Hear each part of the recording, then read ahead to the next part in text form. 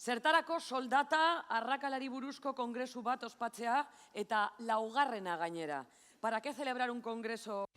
Zertarako soldata arrakalari buruzko kongresu bat egitea eta laugarrena gainera. Hori galde geniezaiokea hain zuzen ere itxi egingo duen pertsonari. Petit komitean eta ez dut uste axolako zaionik off the recordetik pixka bat ateratzea, berak esan zidan kongresu bat antolatzen dut beste batzuk etor daitezen gauza kontatzera. Izan ere, 3. plan estrategiko bati ekiteko ardura izugarria da. Eta berdintzeko batzea egin nahi bada, egin dezakegun gauzarik onena gaiari buruz gehien dakienari entzutea da. Beraz, berari galdetuko diogu zuri, Elena, zer ikasi duzu gaur? Nik iradokizun bat egingo dizut, urrengo biltzarrerako, behar bada Islandiara joan gintezke. Ez dakit zenbat alditan entzun dudan herrialde horren izena.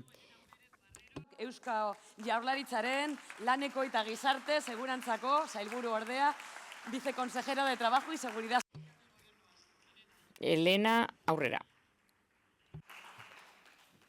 Bueno, antes de decirte qué es lo que he aprendido... Esan aurretik zer ikasi dudan, ikus dezagun zergatik gauden gaur hemen. 4. biltzar honetan, alegindu gara lehen 3 egin duguna egiten. Hau da, hautsi, behin betiko, edo bukatu, arrakalaren negazionismoarekin. Oraindik ere badira pertsonak, erakundeak, eta zoritxarrez gobernu asko, munduko mendebaldeko partean, ukatu egiten dutenak, emakumeak egoera desberdin batean gaudela. Arek gehiago nahi dute egoera desberdin batean egotea emakumeak. Arrakala aitzaki hautsa da.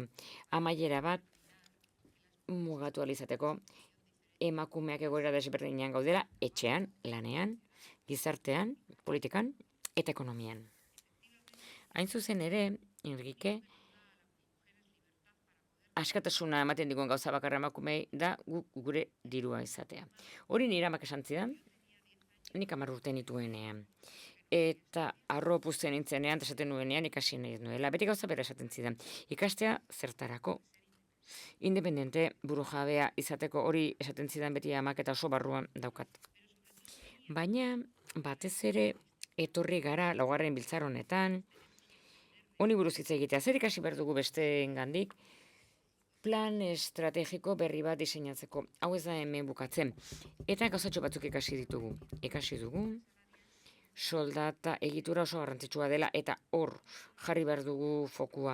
Ez bakarrik kantitate globaletan, baizik eta baita ere egituretan. Seguruenez hori izango da gauzarik zailena. Hitzarmenak ere genero ikuspegiarekin aztertzen jarraitu behar dugu. Eta ikasi, jakin, zer mantentzen den hitzarmen horietan, berdinak egiten ez dituenak. Prestakuntza ere funtsezkoa dela oraindik ere.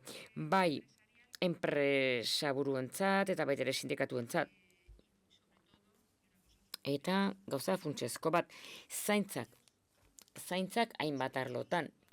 Zaintzak kontziliazioari dagokionez, lortu behar dugu erantzukidetasuna emakumetek artean.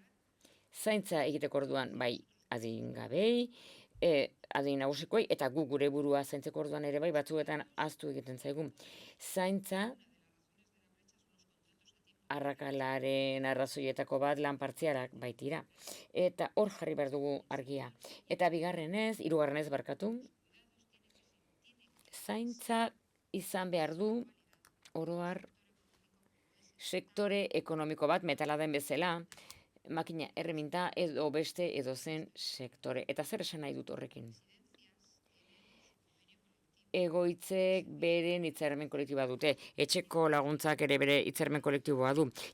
Hobea edo kerragoa, txikia handiagoa, baina bidean dago, hobetzeko bidean bere ordainketari dagokionez, baina oraindik ere emakume mordoa dago, ze gehienak emakumeak dira, oraindik ere hitzarmen kolektibo baten mende ez daudenak, eta hor jarri behar dugu argia, adibidez, etxeko langileak. Paper gainean negoziazio kolektiboaren eskubidea dutenak, baina hor ez dago negoziazio kolektiborik. Eta nik uste dut hor jarri behar dugula argia. Nazioartean, begi biztan dago gauza batzuk ikasi ditugula. Ziurtatuko dizuet, lan sailetik nahi duguna egin, lehenik eta behin da epiken sartu. Ebaluatu egingo gaituztelako, jakiteko ea bide honean gauden edo ez. Baina, are gehiago, amaitu nahi dut, esaldi batekin, oso ondo laburtzen duena, eta Enrikak esan du, legea da hasiera. Baina ez gara kultura aldatzeko gai, ez dugu ezertxore aldatuko. Eta hor aldatu ditugu legeak, baina horren kultura aldatu behar dugu, enpresen kultura, eta gizartearena oro har. Eta ez dizuet denbora gehiago kenduko zoazte gozatzera. Eskerrik asko.